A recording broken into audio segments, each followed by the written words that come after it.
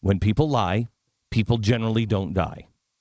But this president is lying to you about Benghazi in such spectacular fashion that I believe people will go to prison. This is impeachable.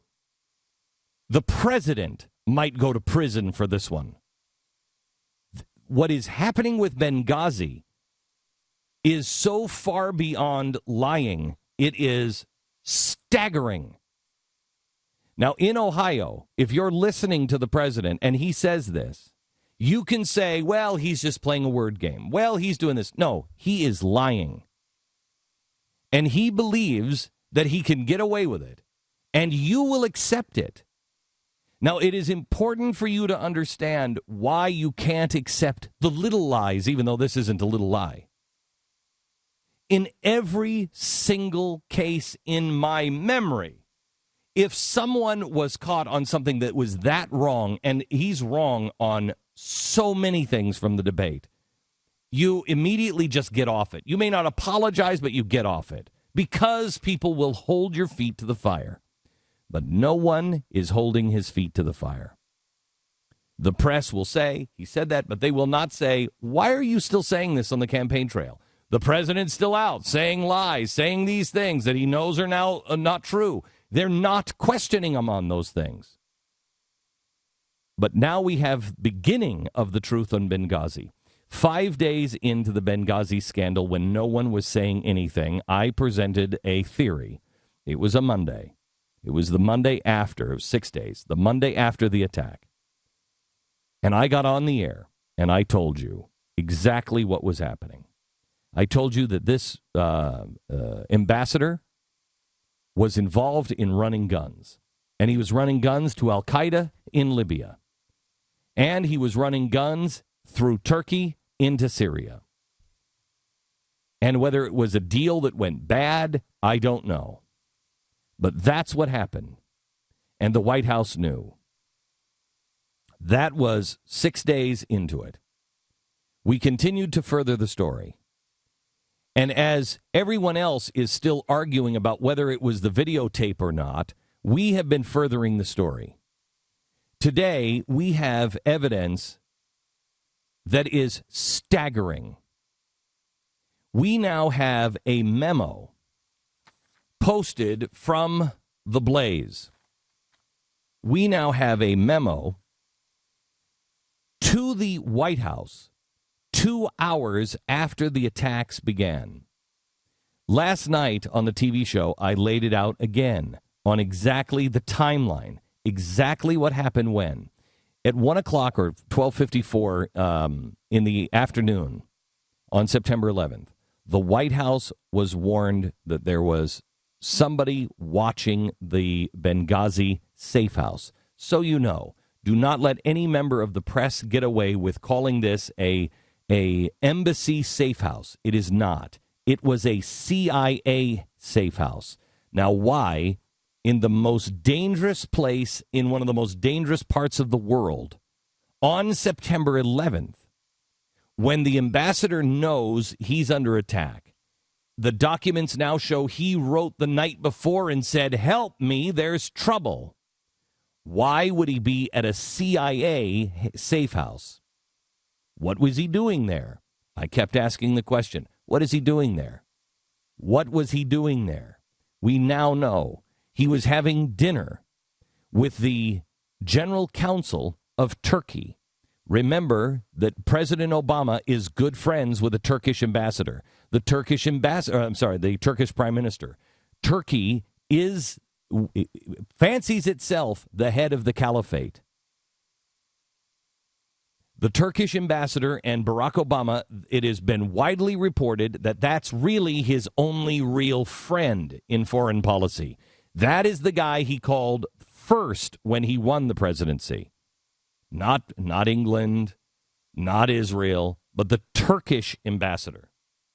This guy's a Sharia law guy. Not a good guy. Why was the General Counsel of Turkey meeting with our ambassador at a CIA safe house on September 11th? And here's where it gets strange. At 12:54, the White House, in emails to the Situation Room, the White House is alerted there are people watching our safe house. The ambassador and the Turkish general counsel are in the safe house having dinner. And there are people watching the exits. That's what the memo says. They're watching the exits. One guy says, I don't know if we're going to get out of here alive. So we know that they know inside this is serious. We don't know if we'll get out of this one alive. An hour after that, the Turkish ambassador leaves through the front door and the front gate, unmolested. Now you tell me, why was the Turkish ambassador there, or the Turkish general counsel there? Why was he there? Why were they having dinner? Why was it so important on September 11th to go to the most dangerous city, to a CIA safe house? An hour after he leaves, the fight begins. We now know that the White House sent a drone. Somebody, the military, somebody sent a drone.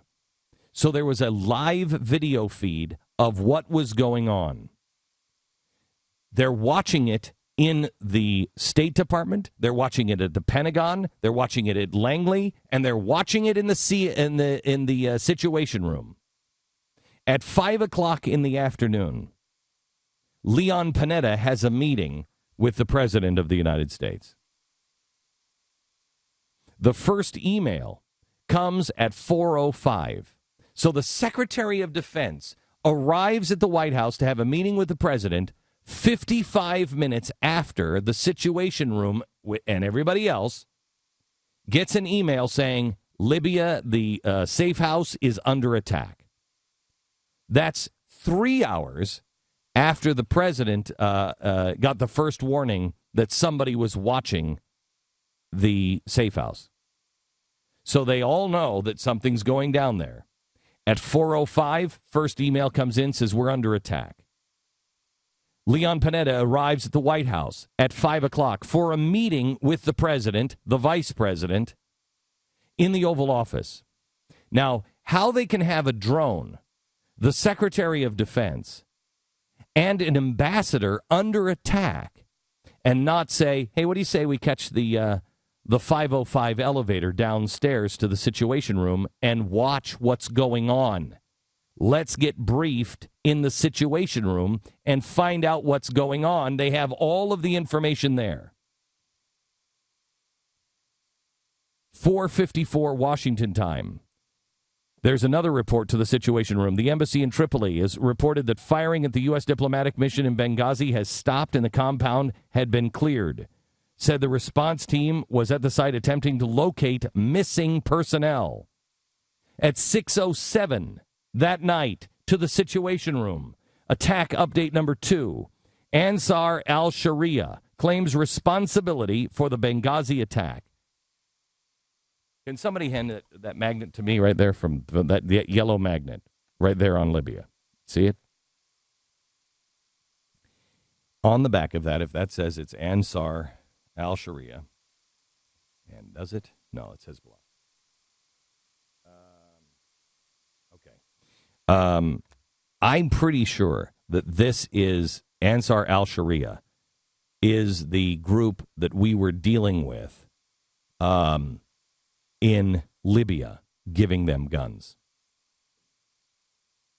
This is why the White House covered, because our ambassador was killed by a guy we were running guns to, and we are still running guns today. In fact, let me give you this story from, I don't have it. There's a story today from Russia. Russia is now verifying, and we have had other reports, not just from Russia, but Russia today is verifying that U.S. Stinger missiles are in the hands of the Syrian rebels. The Syrian rebels, which are connected to Al-Qaeda and the Muslim Brotherhood. We also have a report now from the New York Times that we are using the Muslim Brotherhood to arm the rebels in Syria. This president is on the wrong side. It is so crystal clear. You can, at this point, you can begin to make a case for treason. But let's just take it one step at a time. The President of the United States of America, the Secretary of Defense, the Secretary of State have all lied to you. They have lied to you and said, this might be a video. We don't have all the information. The information is still sketchy. It's confusing. No, we now have the documents. We now have the documents that came into the Situation Room saying there's an attack, they're watching. Then we have the documents that we have a live video feed in the Situation Room so they could see that there was no protest. Then there are the documents, and there's now 13. With this new one, there's now 13 different documents saying it's a terrorist attack, and here's the group that's doing it. And they lied to you. Why would they lie to you? Why would they do that? At the top of next hour, we have some other breaking news that you need to hear. Top of the hour.